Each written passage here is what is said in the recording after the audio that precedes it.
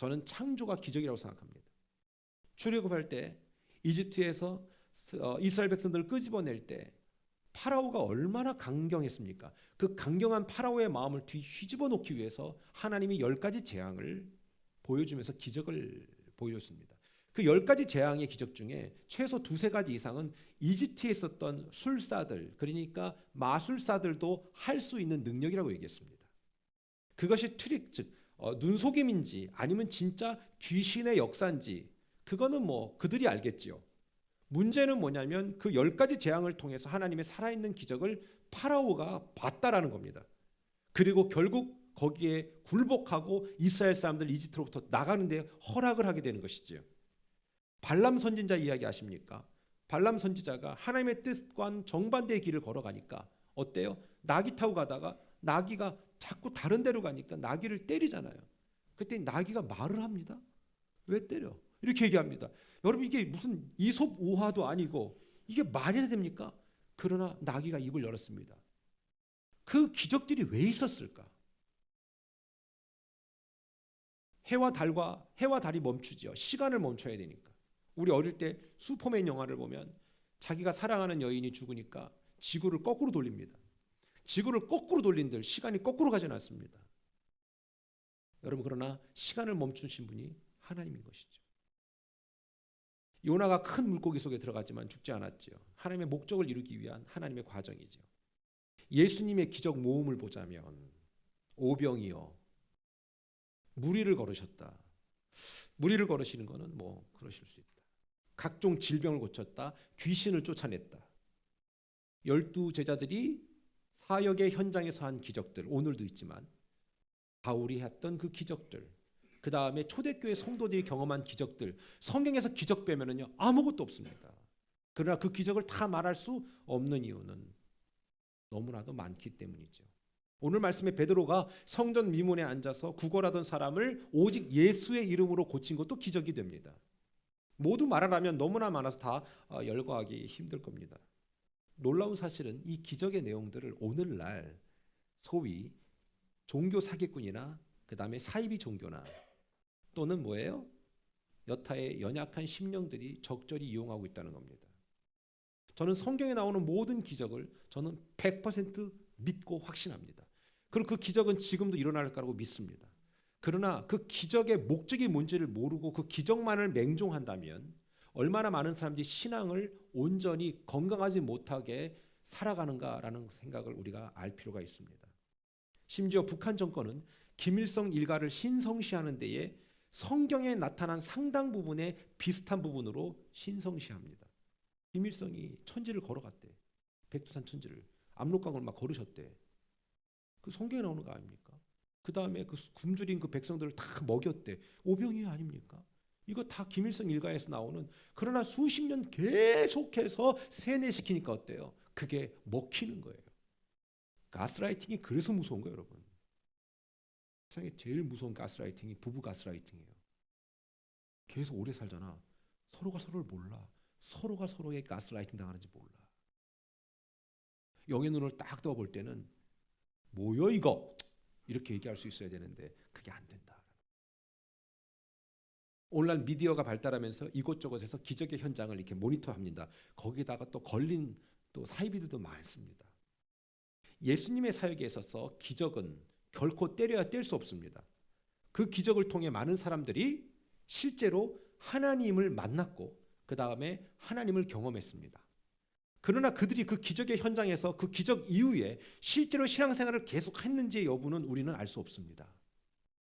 오병이어를 겪은 5천 명을 먹이신 그 놀라운 기적의 현장에서 어떤 사람은 배만 채우고 집에 갔을 수도 있습니다. 생각해 보세요. 예수님의 오병이어 사건이 그들이 다 5천 명이 은혜 받고 정말 복음적으로 완전히 회복된 사람들이 됐다면 예수님이 십자가에 달리셨겠습니까? 5천 명이 안 참지요. 5천 명이 딸린 식구가 어딘데. 그러나 그들은 밥만 먹고 갔습니다. 그래서 교회는 절대 밥만 먹고 가면 안 되는 것입니다. 그들이 은혜를 경험했으면 어때요? 내가 이 은혜를 왜 경험했을까라는 생각을 해야 되는 겁니다. 이 기적이 왜 일어났을까? 여러분, 성경에 보면 귀신들도 기적을 행한다고 얘기했습니다. 그것이 귀신이 한 영적인 초자연적인 힘이든 아니면 인간의 어떤 어떤 신경 어떤 그 능력을 이렇게 속이는 것이든 얼마든지 그것들은 가능할 수 있습니다. 그리고 또 어떤 경우는 너무 그런 기적적인 것들만 자꾸 맹종하도록 이렇게 부추기는 그런 교회들도 있을 수 있습니다. 대부분의 그런 교회들은 말씀으로 건강하지 않습니다. 그리고 거기에만 맹종하게 만들고 그 기적에 몰두하게 만들고 그 기적을 행하는 그 사람에게 집중하게 만든다는 것이죠.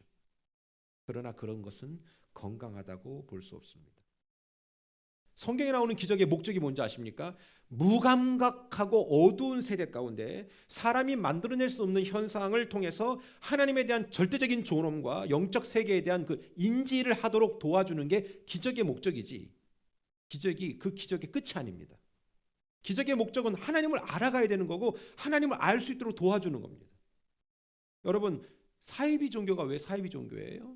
그 기적을 통해서 누구를 알게 해요? 누구를 맹종하게 해요? 누구를 집중하게 해요? 그 사람 아니에요? 그 기적을 행한다고 하는 그 사람 아닙니까? 그게 누구라도.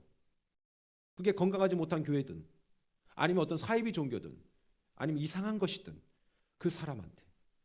그래서 한국의 어느 교회는 뭐 여러분도 어느 교회라고 얘기하면 아시겠지만은 그걸 교주라고 얘기해야 돼요? 목사라고 얘기해야 됩니까? 죽었잖아요, 결국. 근데 그 과정에서 어땠어요? 계속 뭐가 보이십니다. 뭐가 내려오십니다. 아니 내려오고 보이면 뭐 할 건데 그게 천국과 무슨 상관이 있냐고. 여러분, 우리의 믿음이 초보적인 신앙일수록 뭐 보여야 믿어요. 우리 애들이 그러잖아요. 우리 애들은 심지어 보여줘도 안 믿잖아요. 그게 어린아이 같은 신앙이라 그래요. 우리가 더 믿음이 있는 이유는 뭐냐? 이미 2000년 전에 선언된 이 모든 말씀의 그 결과물들을 우리가 믿고 이 말씀대로 내가 살기로 작정하는 믿음, 이게 진짜 믿음이라는 것이죠. 어린아이 초보적인 믿음일수록 맨날 뭘 보여달라 뭐 해달라. 그런데 양육은 안 받아. 그러니까 뭐냐면 어떤 현상적인 것에 되게 자극적인 것에 예민하다는 사실입니다. 여러분, 말씀을 묵상할 수 있게 되길 축원합니다. 말씀에 답이 있고 이미 그 답을 써내 주셨던 것이죠. 성경의 모든 기록이, 모든 기적이 있다는 것을 내가 믿는다면 더 이상 내가 무슨 기적을 봐야 믿겠습니까? 저는 그래요. 기적보다 더 큰 복음이 있는데 그 복음 이해시켜 주려고 하나님이 기적이라는 어떤 이벤트를 주신 건데 그 이벤트에 목을 맨다면 그게 의미가 어디 있겠습니까? 기적의 순기능도 있지만 역기능은 바로 그 기적을 오랜 시간 동안 영혼을 통제하고 심지어 파괴하는 역기능을 갖고 있는 것도 있습니다. 그래서 이단들을 보면요, 어때요? 그 기적 우선주의입니다.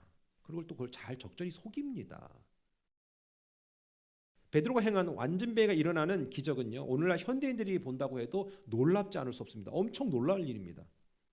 그렇다면 오늘 우린 그와 비슷한 기적 앞에 우리가 어떤 이해와 해석을 가질 것인지를 볼 필요가 있다는 것이죠. 자, 오늘 12절 다 같이 한번 읽어볼까요? 베드로의 태도를 볼 수 있습니다. 시작. 베드로가 이것을 보고 백성에게 말하되 이스라엘 사람들아, 이 일을 왜 놀랍게 여기느냐? 우리 개인의 능력과 경건으로 이 사람을 걷게 한 것처럼 왜 우리를 주목하느냐? 지금 베드로가 약간 좀 화가 났죠?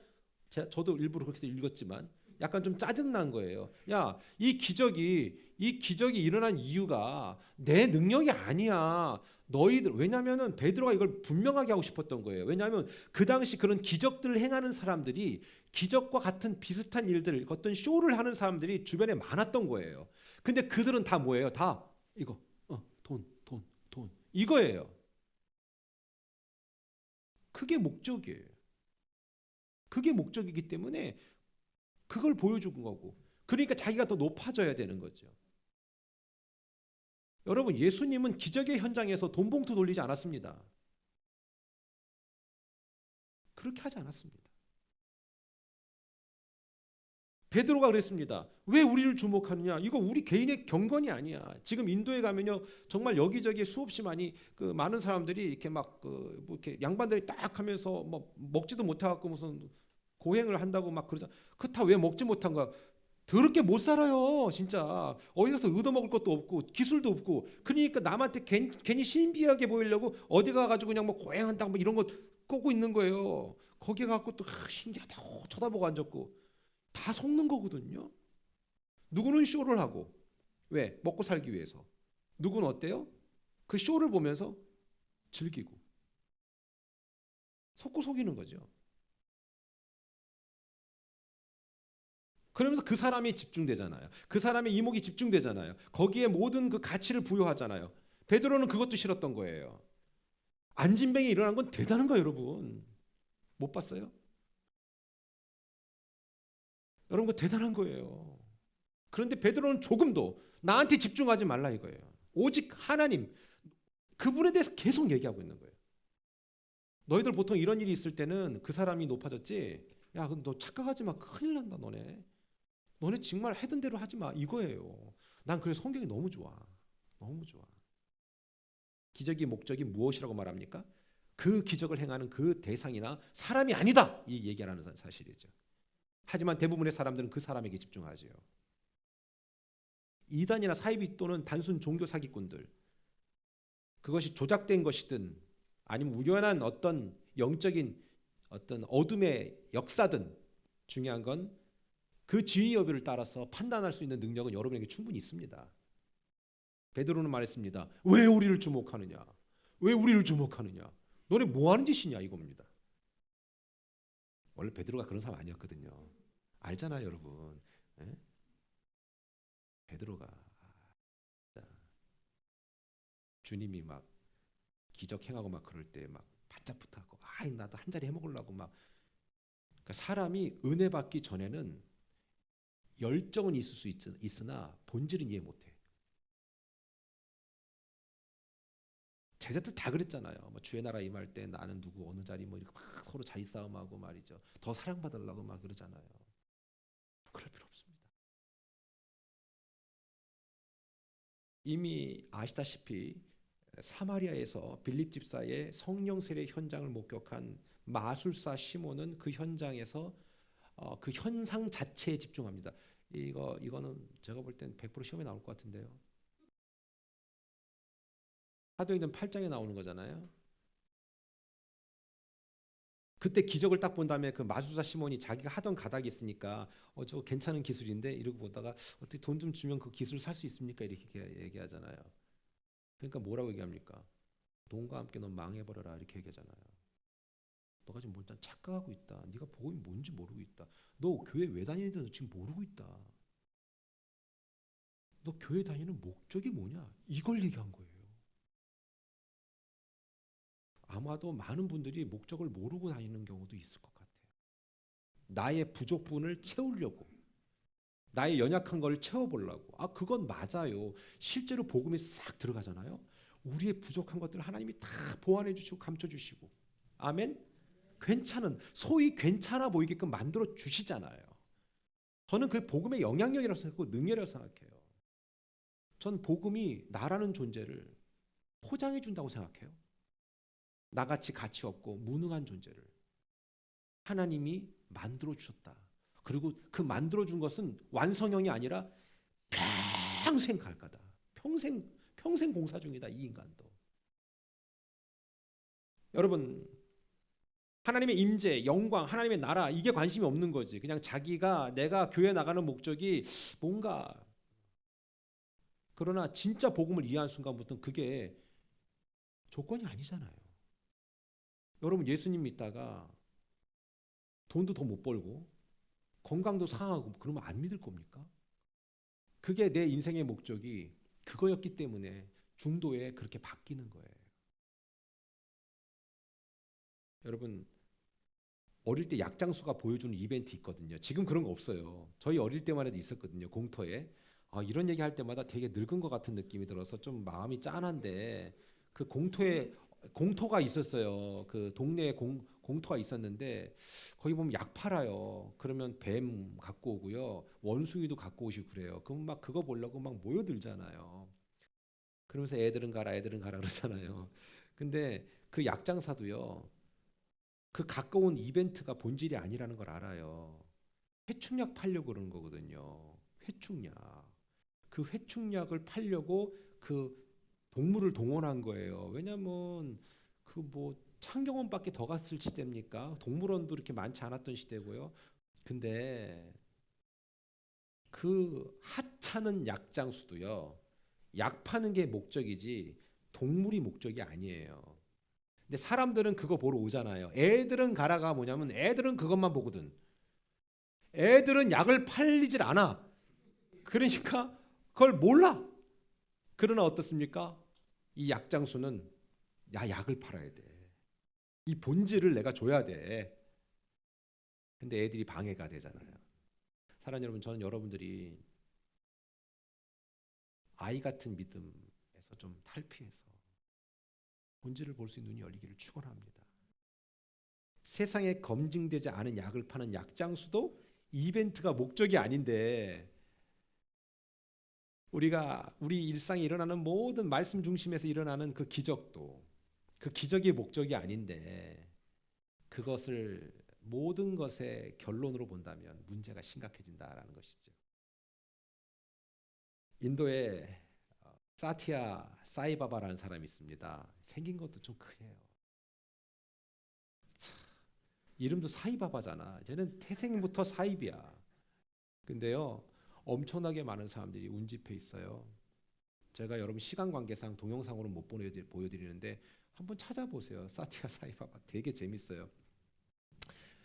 뭐냐면 이제 무슨 가는 곡물가루를 이렇게 손에 들고 있는지 어디다 숨겼는지 이렇게 사람들한테 이렇게 기도해 준다고 하면서 이렇게 뿌려 싹 뿌려. 그럼 그걸 또 받으려고 막 동물 같아 다들. 여러분 우리가 볼 때 유치하지 그 사람들 심각해요. 그리고 막 뿌려줘 이렇게 뿌려줘. 하려고 여자고 남자고 남녀노소 할 것 없이 막. 그리고 어떠냐면 막 그 어떤 애는 그딱 보더니 촥 이러더니 막 금목걸이를 하나 딱 주는 거야. 사람 난리 났지. 없던 손에서 쫙 하니까 나와. 사람들 난리 났어. 근데 있잖아요. 요즘엔 카메라 기술이 발달했잖아. 슬로우 모션으로 다 걸렸어. 들고 있는 저 봉투 있죠. 봉투에 넣고 있다가 봉투를 옮기면서 빼는 거야. 다 걸렸어. 그래서 봉투가 뭔지 아세요? 기도해 준다고 하면서 받은 돈 봉투들이에요. 돈 봉투. 저 사람의 목적은 뭐예요? 돈이지요. 교회에서도 헌금이라는 걸 합니다. 헌금의 목적은요. 어느 한 개인을 위한 게 아니잖아요. 저 사람 돈 받아서 어떻게 할까요? 지가 지 조직 운영하는 데 쓰겠지. 그리고 자기의 권위를 올리는 데 쓰겠지. 그런 것도 모르는 인간들이 하는 말이 뭔지 아세요? 뭔지 아세요? 교회가 돈만 바란다라는 얘기를 할 수 있습니다. 그런 사람들은 오히려 헌신 안 합니다. 근데 보세요. 저런 사이비 종교들 그저 그냥 내가 뭔가를 하면 될 거라는 그 어떤 관계성도 없는 그다음에 결국 그거를 능력을 행한다라는 사람들의 그 사람만 집중하는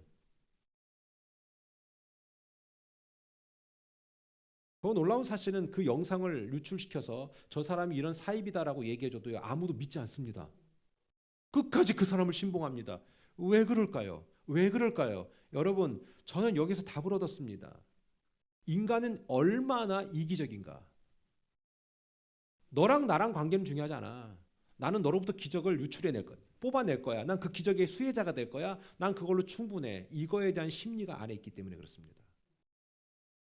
사이비 종교에 빠지는 사람들 대부분이요. 그냥 빠지는 게 아닙니다. 너와 나와의 깊은 인간적인 관계 그걸로 빠지지 않아요. 내가 추구하는 게 있어요. 내가 목표로 하고 목적으로 하는 게 있어요. 그렇기 때문에 거기에서 다른 것들은 보지 않는 겁니다. 건강한 교회는 그게 아니잖아요. 말씀을 중심으로 모두를 검증하게 되어 있습니다. 저는 우리 온 세대가 그런 건강한 교회인 줄 믿습니다. 말씀으로 저를 검증하고 여러분 자신을 검증하고 서로를 검증하시면 답은 뻔한 겁니다. 여전히 그것을 기적이라 여기고 많은 인파들이 모입니다. 자, 근데 왜 사람들이 그런 일이 일어날까? 궁금하지 않아요? 이유가 있는 거예요. 여러분도 한번 점검해 보세요. 베드로후서 3장 17절 이렇게 얘기합니다. 그러므로 사랑하는 자들아 너희가 이것을 미리 알았은즉 모르지 않다 너희들이 이거예요. 무법한 자들의 미혹에 이끌려 너희가 굳센 데서 떨어질까 삼가라. 미혹하는 사람이 있을 거란 얘기입니다. 기적의 목적이 무엇인가를 본다면 그 기적의 내용과 능력의 결과물을 떠나서 우린 분별할 수 있는 거예요. 지금 여러분이 이 문을 박차고 나가서 길에서 막 안진뱅이를 올려 막 눈을 막 단악해 막 눈을 뜨게 귀신을 떠나가게 그게 중요한 게 아니라 그 목적이 뭐냐를 봐야 되는 겁니다. 귀신도 그런 역할을 한다라고 얘기했기 때문에 그렇습니다. 데살로니가후서 2장 9절로 10절에 이렇게 얘기합니다. 시작. 악한 자의 나타남은 이게 있어요. 악한 자의 나타남은 사탄의 활동을 따라 모든 능력과 표적과 거짓 기적과 있다는 거 이런 게 있을 수 있다는 겁니다. 유튜브에서도 나타나는 그 기적이라고 말하는 게 카메라 트릭이 아닐 수도 있습니다. 아닌 것도 있을 수 있습니다. 근데 그런 일이 있을 수 있다 없다? 있다 이겁니다. 시작. 불의의 모든 속임으로 속인다. 멸망하는 자들에게 있으리니 멸망하는 자들에게 그들을 위해서 준비한 이벤트네 이거예요. 이는 시작. 이는 그들이 진리의 사랑을 받지 아니하여 구원함을 받지 못함이라. 그러니까 쉽게 말씀드리면 어떤 우리가 이단에 빠지거나 진리가 아닌 것에 빠지거나 아니면 진리를 벗어난 다른 것들을 추앙하고 추종하는 이유는 뭐냐? 그 사람이 불쌍해서가 아니라 그 사람의 성향과 기질이 그런 것들을 따라가기로 작정한 마음들이 이미 있기 때문에 하나님이 거기에 내어줬다라는 겁니다. 여러분 지금 매우 중요한 선택을 할 기로에 있는 사람이 있습니까? 여러분들 중에 누구 하나? 근데 이 길을 걸으면 안 되는데 그 길을 계속 걷고 있다라고 한다면 그 사람의 성향과 기질이 그런 것들을 추앙할 만한 그런 것을 맹종할 만한 이유가 그 안에 있다라는 겁니다. 저는 예전에 어디에 빠진 사람들, 그 다음에 바르지 못한 선택을 하는 사람들을 불쌍하게 생각했습니다.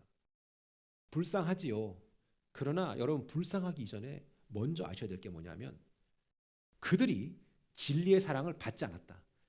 진리의 말씀에는 되게 둔해요. 그래서 있잖아요. 신기한 게 설교 시간에 그런 분들의 공통점은 자요. 거기에는 되게 둔한 거예요. 그런데 죄 짓고 하나님의 마음이 아닌 다른 마음들에 대한 되게 예민해요. 그건 그거 아세요? 교회에서는 하나 안 되는데 뒤에 가서는 하나가 돼요. 그 왜 그럴까요? 하나님이 냅두는 거예요. 같이 죽어라 이겁니다. 목사님 그게 무슨 사랑의 종교입니다. 우린 종교 아닙니다. 진리를 사모하고 그것을 막 갈망하는 마음들이 있는 반면에 거기에 대해서는 둔하고요. 그냥 내 멋대로 네 멋대로 살아가는 사람들 많은 이유가 그들의 패턴 안에는 그것을 더 좋아하는 게 있는 거예요. 그러니까 불쌍해할 필요가 없다는 얘기를 하고 있는 거예요. 오늘 이 설교 되게 중요한 설교인데 이해가 되십니까? 제가 1부 때도 강력하게 물어봤어요. 여러분 진짜 이해되냐고. 이해되세요? 그러니까 만약에 여러분들이 하나님이 원치 않는 선택을 계속 하고 있다. 그러면 여러분 기억하실 게 있어요. 내 속에 하나님이 원하지 않는 것들을 선택하고 싶은 욕망이 있구나. 이렇게 생각하시면 돼요. 그럼 하나님은 그거를 놔두신다는 얘기입니다. 왜요? 진리의 사랑을 그들이 받지 않았다. 구원함을 받지 못한 자들이다라는 겁니다. 그러나 구원받은 사람도 어떠냐면 우리 말씀드렸잖아요. 성령의 내주가 임하면 자꾸 메시지를 주잖아. 우리의 양심을 통해서 계속 메시지를 주잖아. 그분이 성령님이라고요. 심지어는 데살로니가후서 2장 11절로 12절에는 이렇게 얘기합니다. 이러므로 시작. 이러므로 하나님이 미혹의 역사를 그들에게 보내사 거짓 것을 믿게 하시면 미혹의 역사를 보내서 거짓을 믿게 하신대. 그러니까 믿도록 놔둔다라는 표현이 맞죠? 뒤에 시작. 진리를 믿지 않고 불의를 좋아하는 모든 자들로. 그러니까 그 사람이 여러분이라면 또는 다른 사람이라면 진리를 믿지 않아. 교회는 나가는데 진리, 즉 복음, 핵심을 믿질 않아. 그냥 종교 생활만 하는 거지. 그냥 내가 믿지 않아. 교회 나온다고 다 믿는 건 아니니까. 믿지는 않고 불의를 좋아해. 이게 뭐냐면 하나님이 원하지 않는 것을 너무 좋아하는 그런 성향과 기질이 있는 사람이지. 그래서 그 사람들로 하여금 심판을 받게 하려 하십니다. 결론을 맺게 하기 위해서 그렇게 놔두신다라는 겁니다. 어때요? 무섭지 않습니까? 그러니까 저와 여러분이 아직 여기에 있는 것은, 이곳에 있는 것은 하나님의 은혜라고 생각하시면 됩니다. 옆 사람한테 그렇게 얘기해 볼까요?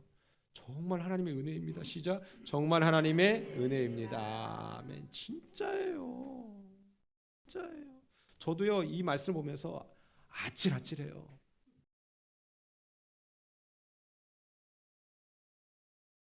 속고 속이는 과정에서 그 책임이 누구한테 있다는 거예요? 네, 자기 자신한테 있다는 거예요. 그걸 좋아한다니까. 저는 교회 안 나오는 분들을 다 정죄하는 건 아니나 지금 진리 안에서 해석해 드리는 거예요. 다른 것은 되게 적극적인데 말씀과 신앙생활은 되게 게을러요. 시간이 되게 없대. 항상 바쁘대. 다른 데에서 되게 많이 투입돼 있어요. 시간이 없어도요, 다 놀러 다녀요. 여러분, 제가 놀러 다니는 거를 뭐라고 얘기하는 거 아니죠? 뭘 얘기하는 겁니까? 저를 보세요. 어때요?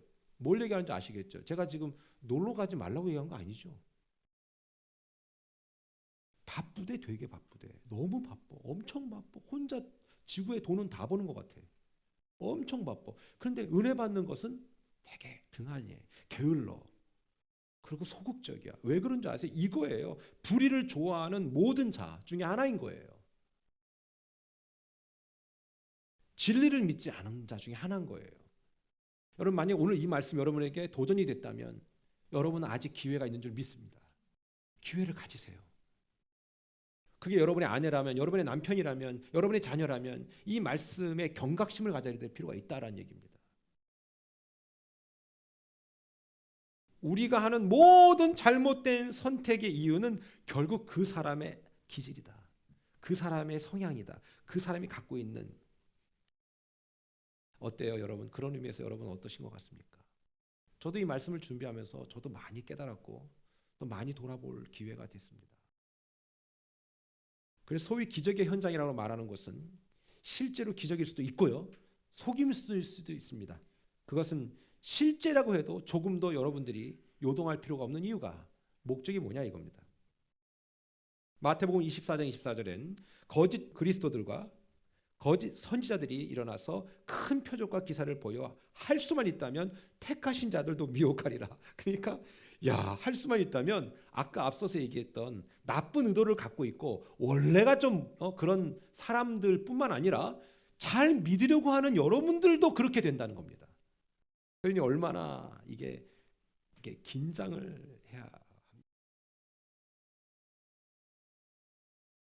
기적이 내 인생의 목적이 될 때 우린 결코 하나님의 나라와 그 목적은 볼 수 없어요. 그러한 믿음은 결국 내 스스로를 망가뜨리는 원인이 된다는 겁니다. 여러분, 복음이라는 건 뭐냐면 우리를 살리신 이의 계획이에요. 그 계획이고요, 그 계획을 내가 믿는 거예요. 아멘? 이건 기적보다 더 중요한 거예요. 매 순간 어려움을 만나도 전혀 흔들림 없이 살 수 있는 거예요. 그래서 우리 인생의 문제를 다 해결하신 예수 그리스도의 그 승리의 소식을 내가 아멘 하고 받아들이면 기적이 뭐가 중요한데, 난 오늘 죽어도 그것이 기적의 하나라고 생각한다. 복음을 내가 들었다는 게 기적이고 그 복음을 내가 간직하고 산다는 게 기적이고, 그 과정에서 뭐 좋은 직업 거둘 수도 있고 돈을 벌 수도 있고 안 벌 수도 있고 이거지. 왜 그거에 맹신하느냐, 맹종하느냐. 여러분의 인생의 목적이 돈이 되면 복음 안 보입니다. 출세가 되면 안 보입니다. 그러나 하나님의 영광이라는 그 목표를 가지면 하나님 그 과정에서 때로는 이 사람한텐 돈을 주기도 하고 이 사람한텐 출세를 주기도 하고 어떤 사람은 평생 아플 수도 있고, 그게 다 나쁜 것만은 아닙니다. 그런데 잘못된 기적 신앙을 갖고 있으면 다 잘 돼야 돼. 그냥 막 다 안 되면 섭섭해. 이게 문제인 거다라는 겁니다. 이제 여러분 복음이 뭔지 아시겠습니까? 그 고침의 목적, 회복의 목적, 그것은 이벤트가 아니라 네가 경험한 이 기적을 통해서 너는 하나님의 나라를 볼 수 있어야 된다. 안진뱅이에게 원했던 게 그거예요. 그 안진뱅이가 하나님 만났는지 안 만났는지에 대해선 성경에서 정확히 얘기하고 있지 않아요. 문제는 뭐냐? 그 일을 통해서 주변 사람들이 본 거고요. 그 안진뱅이가 최소한 진짜 그 진심이 있다면 그가 예수님 전하지 않을까? 난 싶어요. 안진뱅이가 일어난 그 기적의 현장에서 모든 사람들의 시선이 집중되니까 베드로 뭐라고 얘기합니까? 14절로 15절에 사도행전 3장 14절 15절에 이렇게 얘기합니다. 너희가 거룩하고 의로운 일을 거부했다. 딱 얘기하잖아요. 핵심을 딱 얘기하잖아요. 나 이제 할 말 있다. 약간 기분 나쁘셨던 것 같아. 왜? 너네 이거 이벤트에 집중하지 마. 내가 아닌데 너 한 가지 좀 얘기하고 싶은 게 있어. 이참에 한번 얘기하자. 너네 거룩하고 의로운 일을 너희가 거부했잖아. 도리어 살인한 자 바라바 아닙니까? 그 당시 밀란이 있었던 유명한 선동꾼 바라바. 이 사람을 풀어주라 그랬잖아요. 예수님하고 바꿨잖아요. 도리어 살인한 사람을 놓아주기를 구하여 생명의 주를 죽였도다. 딱 얘기해 주는 거예요. 팩트를 얘기하는 거지. 그러나 하나님이 죽은 자 가운데서 그를 살리셨으니 우리가 이 일의 증인이다. 나도 옛날에 이 모습이 아니었다. 그런데 내가 그분 만났다. 그분이 부활하셨다. 그리고 막 얘기하잖아요.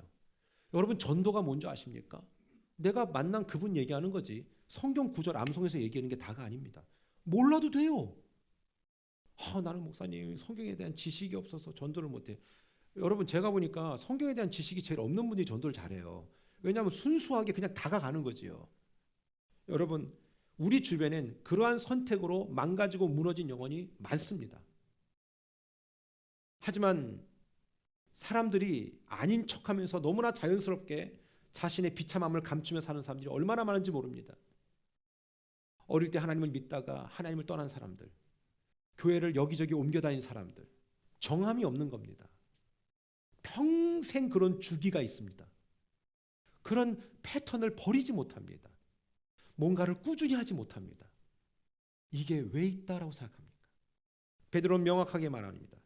16절에 그 이름을 믿음으로 그 이름이 너희가 보고 아는 이 사람을 성하게 했다. 고쳐줬다. 예수로 말미암아 난 믿음이, 예수님으로부터 말미암아 난 이 믿음이 바로 모든 사람 앞에 이같이 증명되었다는 겁니다. 난 여기서 어떤 생각이냐면요, 베드로가 보여줄 게 없었다면 이런 말을 했을 수 있었을까? 못했을 것 같아. 이거를 제가 우리 성도들의 삶과 한번 매치시켜 봤거든요. 전 그래서 여러분 주변에 이런 질문이 있어야 된다고 생각해요. 누군가 여러분들에게 이렇게 물어야 돼. 야, 난 너 볼 때 정말 뭔가 다른 것 같아. 나는 너를 볼 때 있잖아. 참. 넌 어떻게 그렇게 애가 그러냐? 참 이렇게 난 너를 보면 이렇게 위로가 되고 희망이 돼. 힘이 나는 것 같아. 그런 말을 들어야 하지 않겠습니까? 그럴 때 딱 얘기하는 거지. 사실은 말이야. 그래서 얘기하는 건데 그런 얘기를 못 들으니까 너 왜 그 모양이냐? 이거와 너 다르다. 이건 다르거든요. 여러분 저도 많이 부족합니다.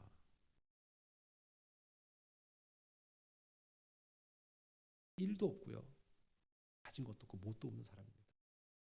여러분 사람이요, 영향력은 가져서가 아닙니다. 돈이 있어서 여러분 좀 이렇게 어깨에 좀 힘이 들어가면 사람들을 이렇게 끌을 수 있을 것 같죠? 그렇게 해서 오는 사람들은 그 돈 보고 오는 거예요. 여러분 보고 오는 거 아니에요. 근데 우리는 그거를 되게 기대하죠. 그거 같이 유치하다는 거예요. 뭐 어느 정도 그 사회적으로 명성이 있으면 사람들이 쫓을 것 같죠? 그거 아니에요. 진짜 끌리는 사람은 뭐냐면 그냥 그 사람이에요. 그 사람이 좋고요. 그 사람이 매력이 있고요. 그 사람 만나면 행복하고, 저 사람 보면은 정말 뭔가 이렇게 마음이 푸근해지고, 그리고 막 나도 같이 힘이 나고 막 이래야 되는데 그냥 행주 작은 거 마냥 항상 얼굴이 찌그러져 있고, 나도 진짜 집사님 그냥 마지못해 살아요. 죽고 싶네요. 여러분 돈이 없어도요, 배우지 못해도요, 가진 거 없어도요, 여러분의 얼굴에 빛이 나야 되는 거예요. 아멘. 괜찮아요. 여러분이 저 가진 거 있어서 좋아해요? 안 좋아하나? 그런 거 아니잖아. 뭐 제가 여러분 만날 때마다 뭐 돈 나눠드려요? 아니잖아요. 뭣도 아닌 존재인데 전 그분 때문에, 그분으로 인해서 저는 되게 풍성하거든요. 난 진짜 그분 때문에 풍성한 거거든요. 우리가 다 그런 존재 아니냐는 거예요. 네? 전 그렇게 됐으면 좋겠다는 겁니다. 그래서 아예 대놓고 얘기한다니까.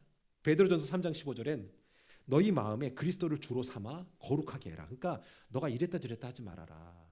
우리 있잖아요. 너는 사순절만 거룩하게 보내지 말아라 이거예요. 너희 마음에 그리스도를 주님으로 삼아라. 주로 삼아라. 주로. 엉뚱한 걸 주로 삼지 말고 주를 주로 삼지 말고 주님을 주로 삼아라.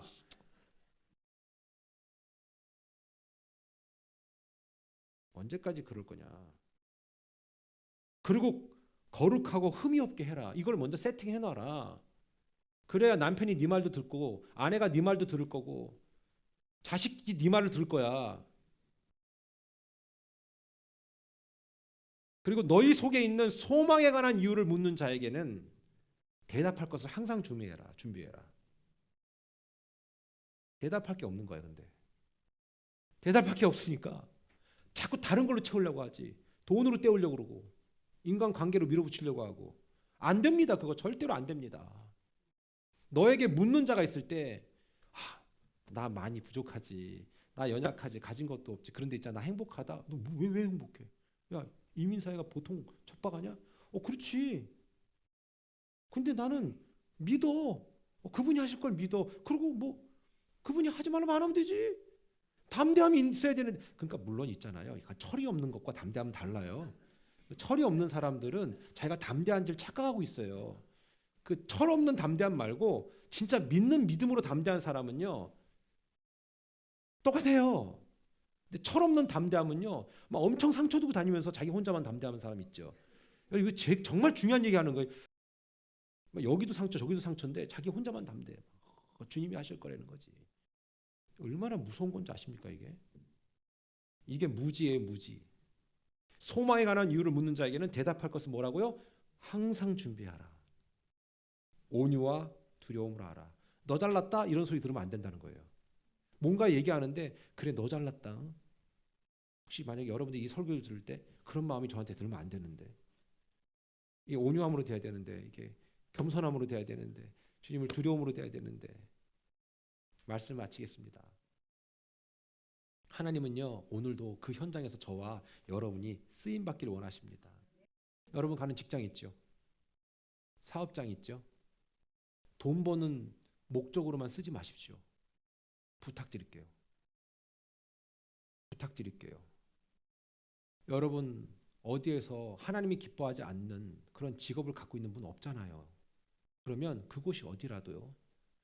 하나님의 영광을 드러내고 누군가 여러분에게 그 안에 있는 그 소망에 관한 이유를 묻을 수 있는 곳이 되었으면 좋겠다는 겁니다.